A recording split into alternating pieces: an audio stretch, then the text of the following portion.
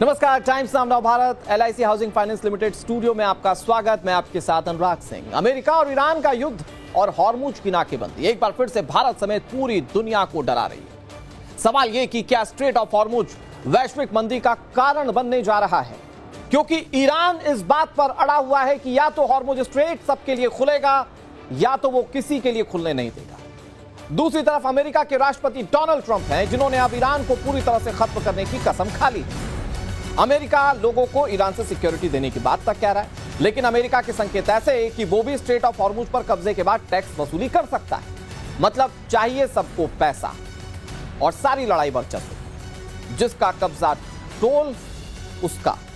और ट्रंप ने gulf countries के निवेश का एक नया शिगुफा छोड़ दिया है। सवाल यह कि महायुद्ध में होने क्या जा रहा है, आज समझेंगे 6 देशों के जाने माने एक्सपर्ट्स के साथ। लेकिन सबसे पहले जंग को लेकर अपडेट क्या है। वैसे अपडेट मतलब बिग ब्रेकिंग अब डालनी चाहिए थी स्क्रीन पर, यह पहले डाल दी गई है, लेकिन अब जानिए कि जंग को लेकर अपडेट क्या है। लगातार चौथे दिन अमेरिका ने ईरान के कई बड़े शहरों पर बीती रात जोरदार हमला किया है। अमेरिकी फोर्सेस ने ड्रोन, मिसाइल और फाइटर जेट का एक कॉम्बो मिशन चलाया और ईरान के 12 से ज्यादा ठिकानों पर जोरदार अटैक किया। अमेरिकी सेना ने लगातार 7 घंटे बमबारी की है और इस हमले में अभी तक की जानकारी के मुताबिक 7 ईरानी सैनिक मारे गए।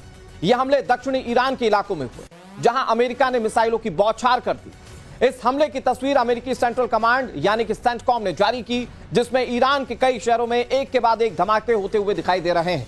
एरियल फुटेजेस में साफ दिख रहा है कि अमेरिका ने कैसे हवाई हमले करते हुए जबरदस्त नुकसान पहुंचाने की कोशिश की है। अमेरिकी फोर्स ने ईरान के उन मिलिट्री टारगेट्स को हिट किया जो हॉर्मुज स्ट्रेट के पास हैं। अमेरिका का दावा है कि इसी मिलिट्री बेस से ईरान हॉर्मुज में कार्गो शिप्स पर हमले कर रहा था। दूसरी तरफ ईरानी मीडिया ने बताया कि 4 दिनों में अमेरिकी हमले में 30 नागरिकों की मौत भी हो चुकी है। सवाल यह है कि जंग इस तरह से जब एस्केलेट हो चुकी है, आगे होने क्या जा रहा है।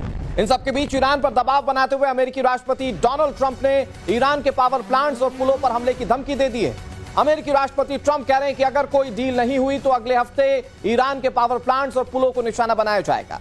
एक इंटरव्यू में अमेरिकी राष्ट्रपति ये कह रहे हैं कि अगला हफ्ता ईरान के लिए बहुत बुरा होने वाला है, क्योंकि अगले सप्ताह पावर प्लांट और पुलों पर हमले होंगे। व्हाइट हाउस में एक हाई लेवल मीटिंग हुई है, जिसमें ईरान पर हमले की आगे की रणनीति पर ट्रंप ने चर्चा की है।